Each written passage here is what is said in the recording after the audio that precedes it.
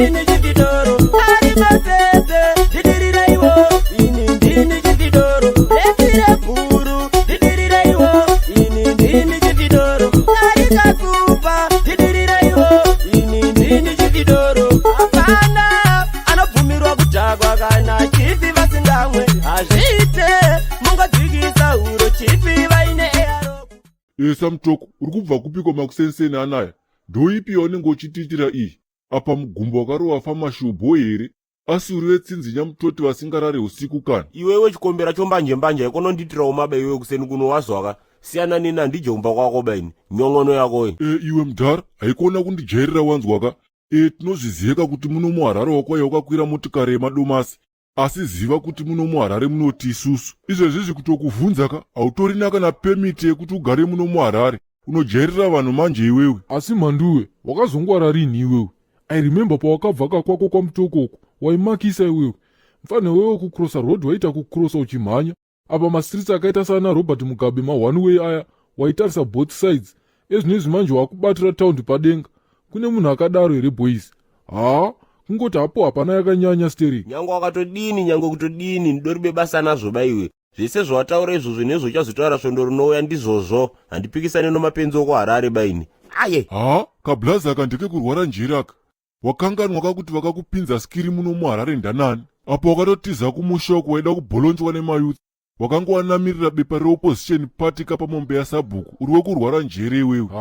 kablaza kakanojairira vanhu ukurangarira here kuti kablaza kamuswa kanokatora murengi kasina kana kwekuenda kaidyira nzimbe mukombi bohera amana yeno iwe ndikoko zende muzende mumukoma wakatuma chikombera chinomwira mukute zvese zvomuri kutaura ndori bebasa nazvo baini zvongoene anochimuti chomabhebhi ndino afana ndo problem yavafana vanokurira parutsu munosvika kamukambira geto padenga unoti une chimuti cheiwewe samutoko uri wemhanga mufana iwewe ndime vafana vasina zvigunwe mubhutsuka enda kunational rinotora umwe wako kuda uko ari kudhakwa nembatutu mudzokere kwenyu kakunorima mapuno kumaziya ndadzoka uko ndozvako iwe unorwadziwa noupenyu hwangu nokuti ndakatora mukadzi akanaka waimudawo kaukarambiwa makamwa anenge ogawe maromo aka unenge wakazvariwa uri bemuromo bakwa kuzoita ukazvariwa nodemo kuti ndowane kutaura nyongono yakoyo. Ona chikombera tumablazutu uya tunoitaka tinosvika panzvimbo nedzunguka toda kuzviita kunge twakapenga mabhebha tinenge tichisiya isusu tichiita kurwaraka ndiwe watunohakira ronzo twakuti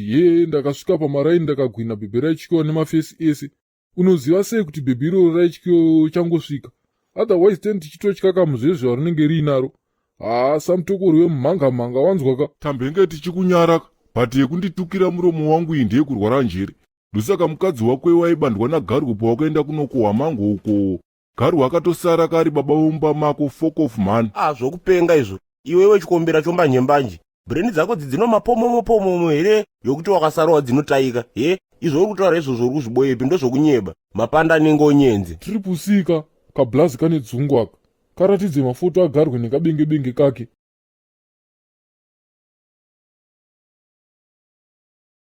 Amai mwana makasimba chere ndakuigira madhonanzi aminoti munoyafarire here ndamaona pabhururi ijapo nguva dzandadarika nepo. Shuwa here daddy thanks wena apa ndopawagona apa. Aiwa usatende bako bhebhi kundotsumbudzira kamupari beripo bapa saka makasara zvakanaka here ijako madhonanzi ako bhebhi mwana ukaskedhiyo ndakutengera iyo. Thanks baby unomboziva here kuti ndokuda zvisingaite sha. Awo kamumbai wapedzere kaskedhi yako bhebhi? Ndapedza daddy asi mukuda kunditengera imwe. Right wagona ukona kaskedhi yandakupa iyo ino poison zvokuti after 30 minutes uri kufa iwewe asi kanhu kanonzi antidote kokuti poison inoshaya basa ndinako pano. Konai baby ndakakutadzira chiko inini sei wanditira moyo wakadai naiwe ndokumbira wandipawo kadodi kacho ikako please baby ndoita chese chaunoda. Wazvonaka tsoke nonakiwa kana ichiita pfene kana pfene rakuda kuita wakasoko moti kwaipfene guru ari kwaneba wazvonaka ndinyepe zvese zvawakasara uchita paumba panapa ndisipo otherwise ndiri kukusiya uchifa iwewe.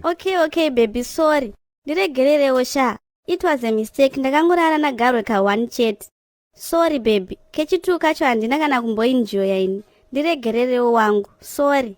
Makatoita kairi nai enderera reuratizwe ndakatetekera. Sorry daddy triple C ndaisamboda kurara naye ini asi kungoti chete akandiona ndichibuda mumba magarwe saka anga akuthreatena kuzokuudza baby ndakazviita kuti ndichengetedze muchato wangu newe please forgive me.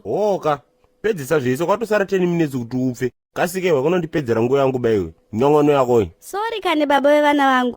Uyu Sibhineji ndakangokisana naye chete nemistake. Ndiregererewo murume wangu. Ya zvakaoma warume kozvandeto ndaona mukadzi chizwa kawangu paribe poison yandadisa mudhiringi baini ndanga chida kuti utaure chokwadi chete buda komba muno mangu zvangu newe pachiribe munhu anoita tukomba twakawanda nenge museno zvibunyu kudaro aiwaba uri shiti yemunhu sara mumba mako nezvimadhorani zvako. You think I care?